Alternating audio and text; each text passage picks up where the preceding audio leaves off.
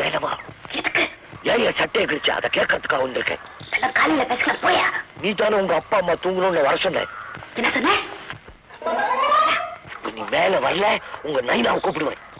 வேண்டாயா, எப்படியா மேல வருது? நைனா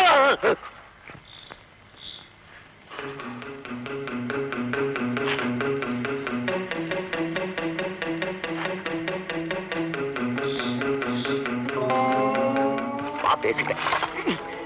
குதிர்கன்னு இருக்கு.